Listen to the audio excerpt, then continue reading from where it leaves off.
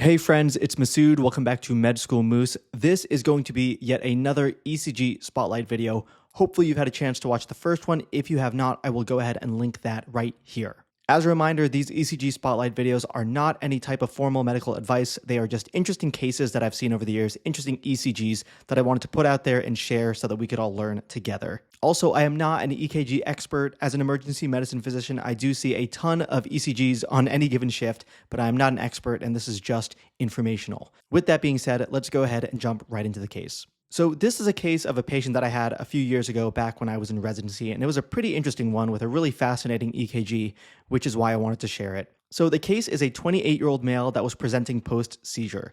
The information that I got is that according to the dad, patient had a witness seizure that lasted about 5 minutes and dad called 911.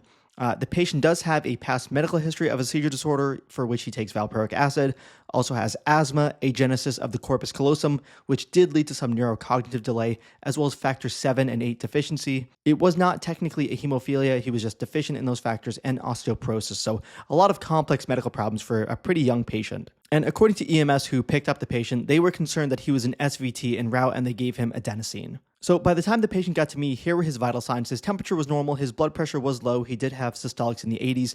The heart rate, well, I can't give that away just yet. The video is called Fastest Heart Rate Ever, so I can't spoil it just yet, but we're getting there, so stay tuned. The respiratory rate was a little bit fast, a little bit tachypnic, and he was satting 100% on room air. In terms of the physical exam, overall the patient appeared good. He was awake and alert. He wasn't really in any respiratory distress. He was, of course, a little bit anxious because of the situation, but overall he looked good. So naturally, the next thing that we did was grab an EKG, and here it is. And this is pretty intense, right? I don't know about fastest EKG ever, but this is definitely the fastest rate that I've seen on an EKG in my practice. And if you actually calculate it, it comes out to be somewhere around 314 beats per minute. So ridiculously fast. So one thing that we should consider with this is what our differential is when we see a rhythm this fast. One of the first things that we want to be thinking about is ventricular tachycardia, maybe a monomorphic VTach, as a lot of these QRS complexes are pretty similar in appearance here. We also want to be thinking about SVT with aberrant conduction or with an accessory pathway, or maybe even atrial flutter with aberrant conduction. So a really fast heart rate. Obviously, we don't want this patient to be going this fast for very long, so we need to intervene. So the plan was initially for synchronized cardioversion, given the fact that the patient was going so fast and he was a little bit hemodynamically unstable with that low blood pressure.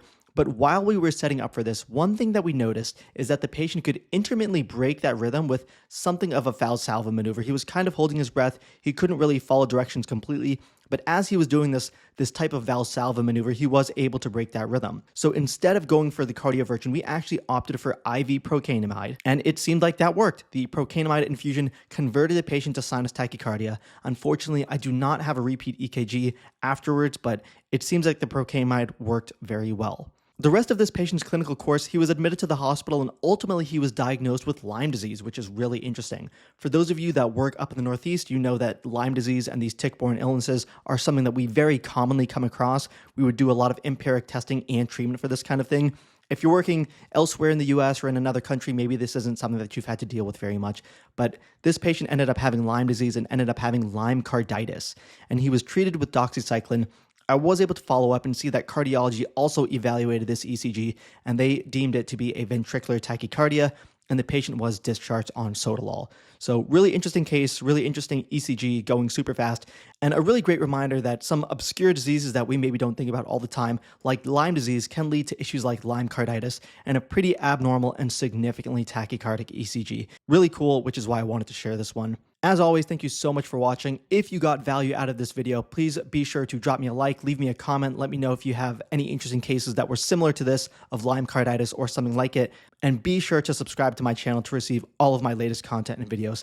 Thank you for watching. I will catch you guys in the next one.